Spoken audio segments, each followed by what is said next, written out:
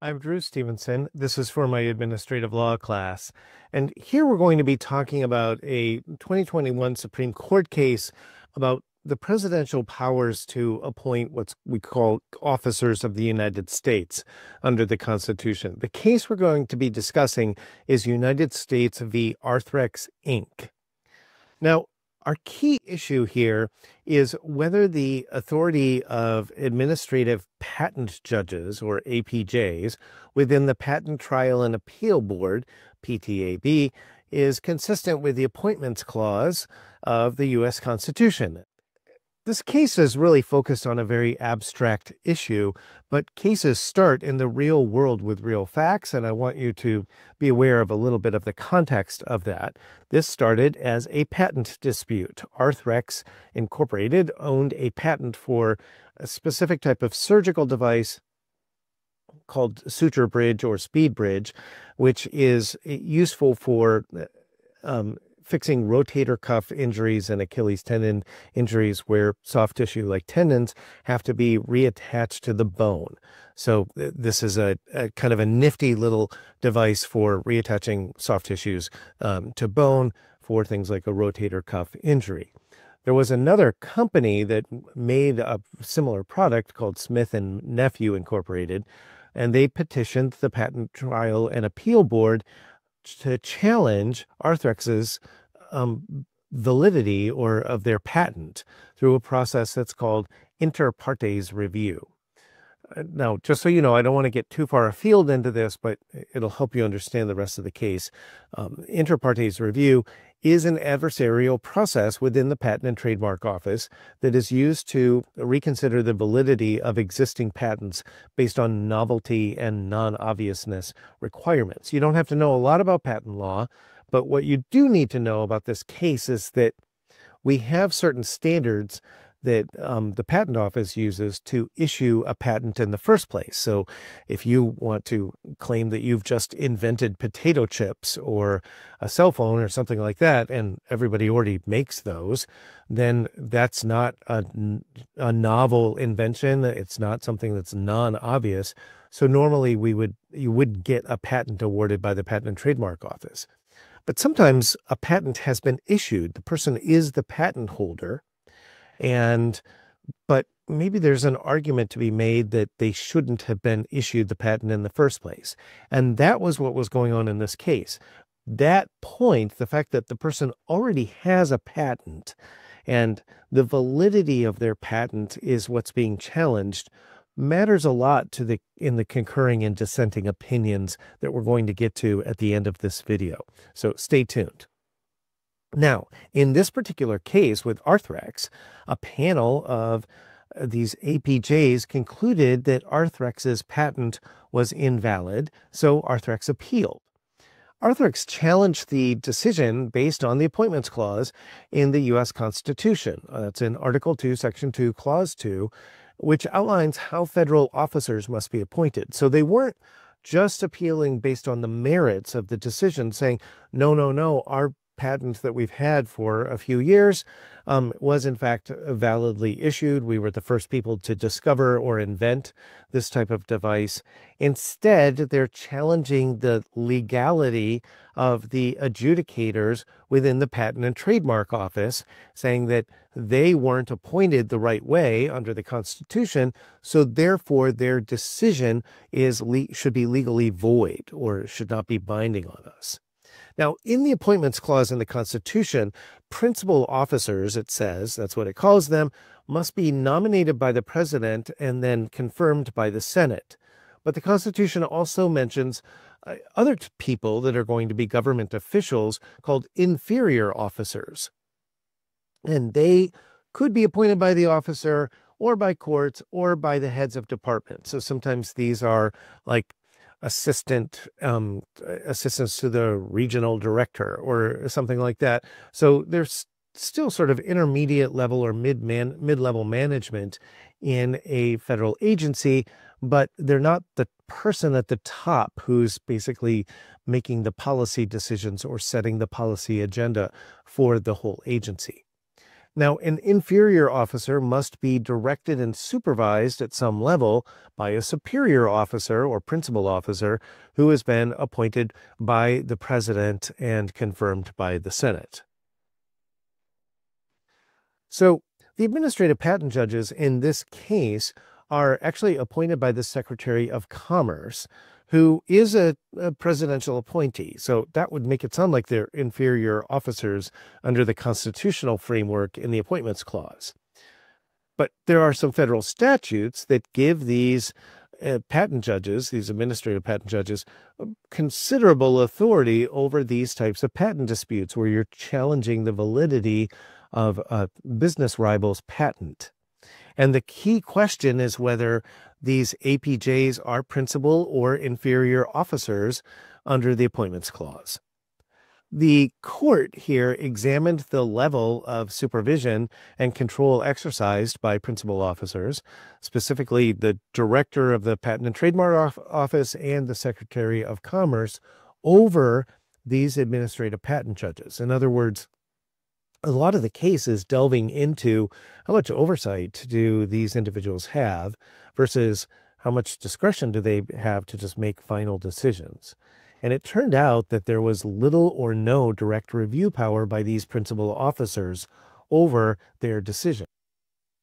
Now, these administrative patent judges, the panels would issue final written decisions about these patent challenges. And a statute, and you don't have to memorize this, but it's 35 U.S.C. Section 6C says that only the Patent and Trademark Appeal Board could grant rehearings of its decisions.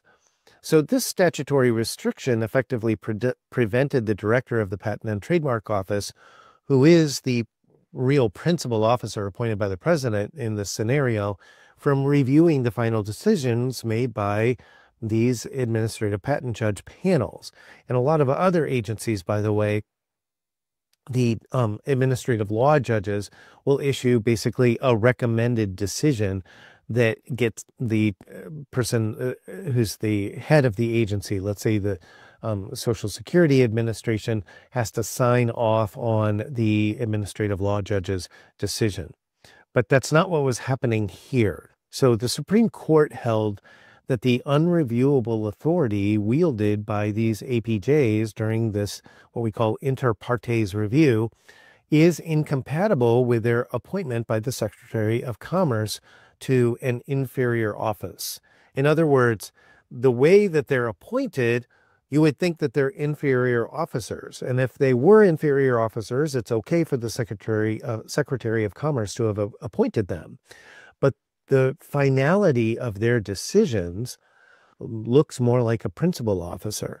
And so only an officer properly appointed to a principal officer or principal office can issue a kind of an absolute final decision that's binding on the executive branch in such a proceeding. And if they have the power, if they're exercising the authority of a principal officer, then they should have been appointed directly by the president himself or herself and confirmed by the Senate.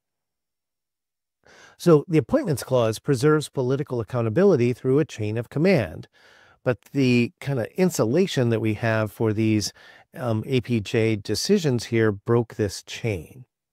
And the court's decision here emphasized the requirement under the Appointments Clause for inferior officers exercising significant executive power to be subject to the direction and supervision of a Senate-confirmed principal officer. So just to be clear, an administrative law judge in another agency still has a lot of power, right? They're going to conduct the hearing and weigh the exhibits and conduct a testimony and then write up a proposed opinion, which the agency is usually going to approve or sign off on. So that's a lot of power, but they're not the final word in the process. And in this case, functionally, these APJs were the final word in the process, even though technically there was someone above them in the chain of command. So notice here, we're not just looking at where they fit on the org chart.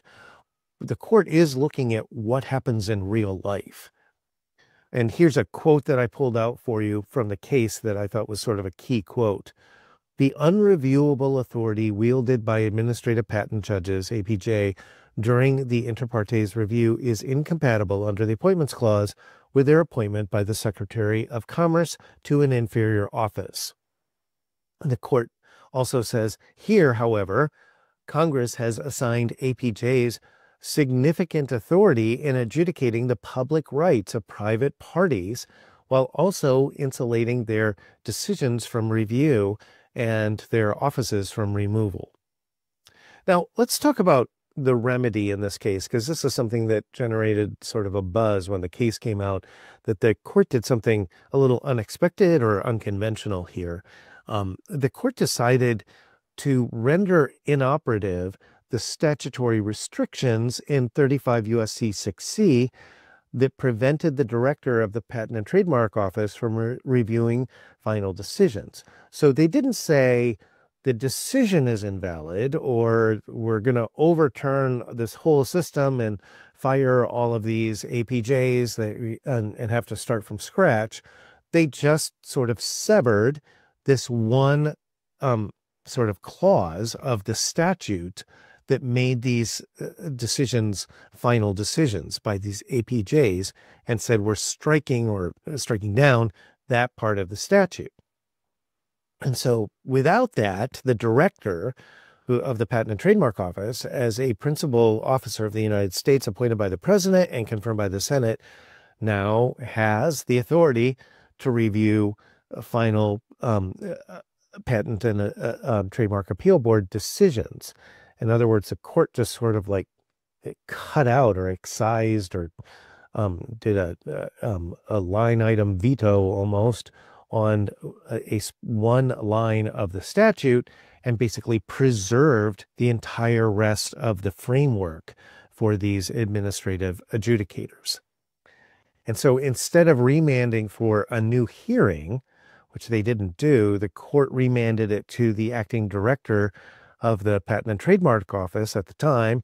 We were between directors at the time the case came out to decide whether to rehear the specific inter partes review petition challenging Arthrex's patent. In other words, if the acting director thinks that the decision was rightly decided, he can just sign off on it now.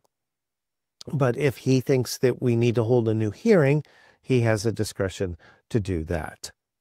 And the court reasoned that the constitutional violation was actually the restraint on the director's review authority, not the manner in which the patent judges themselves were initially appointed by the secretary. In other words, they're saying we want to have these administrative patent judges. We're just going to make sure that they are inferior officers. They're hired basically in the way that you would appoint or hire an inferior officer. And so if we do that at the front end, we now are going to do it at the back end as well. Now, we have a couple concurring and a dissenting opinion here that I just want to summarize for you really quickly. And why am I doing this? Well, even though these parts of the opinion are not binding, sometimes these become the majority opinion in a later case as a justice wins over some of the other people on the court to this position. So Justice Gorsuch concurred with the finding of a constitutional violation, but dissented on the remedy.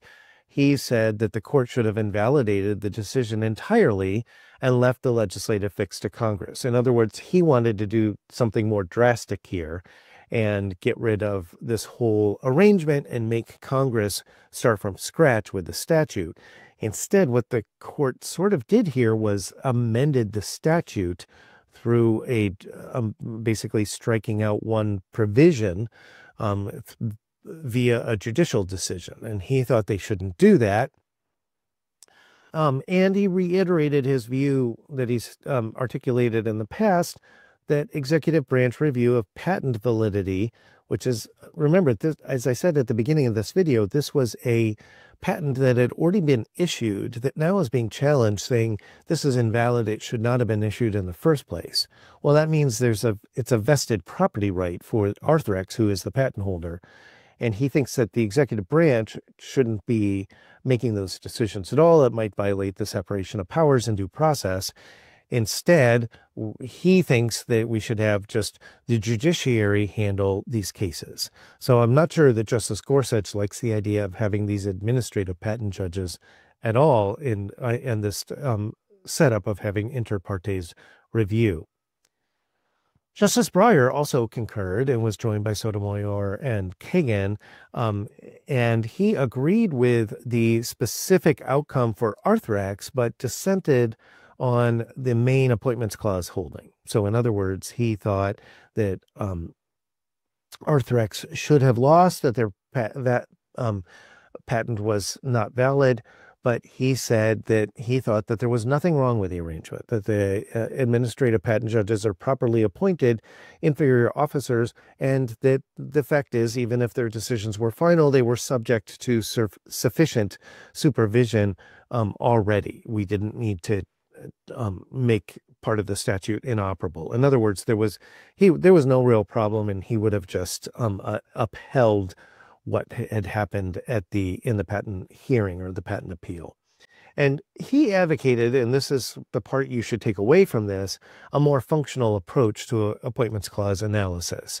And in other words, what the upshot of that is, it would give Congress a bit more leeway or power to say that the agency adjudicators can make a final decision, but the adjudicators themselves and their work overall and so forth would be subject to supervision by the agency. So his view of this is that we don't have to be absolutists about separation of powers.